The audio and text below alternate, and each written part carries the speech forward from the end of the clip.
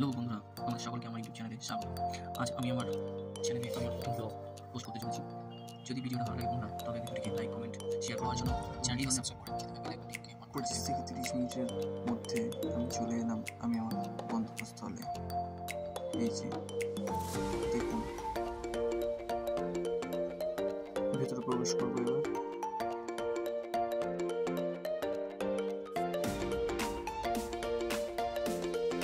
তো চলুন এবার এগিয়ে যাওয়া যাক। এই হচ্ছে বন্ধুরা পুরো মন্দিরটি। রয়েছে প্রচুর বসার জায়গা, আপনারা যতক্ষণ ইচ্ছা এখানে বসে আপনাদের সময় কাটাতে পারেন। সকালের টাইম হচ্ছে 8টা থেকে 12টা এবং বিকালের টাইম হচ্ছে 4টে থেকে রাত 8টা। মন্দিরের সিঁড়ির তলায় রয়েছে আপনাদের জুতো রাখার একটি বিশেষ ঘর, আর এখানে জুতো রাখতে আপনাদের কোনো টাকা পয়সা দেওয়া লাগবে না।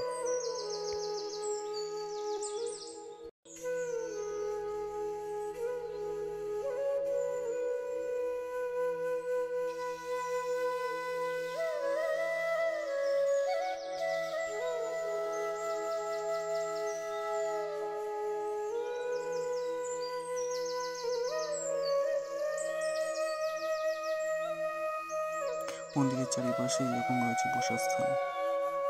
এই সন্ধ্যার সময় মন্দিরটি দেখতে এত সুন্দর লাগছে, কি বলবো বন্ধুরা, এক কথায় অসাধারণ। এই টাইম টেবিলটা দেখে রাখুন, আপনাদের অনেক কাজে লাগবে।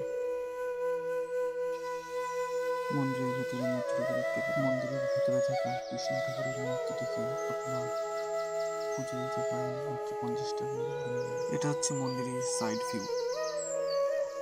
মন্দিরের ভিতরে বেশি ভিডিও করতে না পারায় দুঃখিত। এখান থেকে সবাই ঠাকুর দর্শন করে তাদের জুতোগুলি কালেক্ট। এবার কিন্তু আমার বেরোবার পালা। এটা হচ্ছে ক্যান্টিনের রেড চার্ট, আর এই হচ্ছে মন্দির কমিটির নিজস্ব সুবিশাল একটি ক্যান্টিন। আর তার ঠিক সামনেই রয়েছে এই দোকানটি।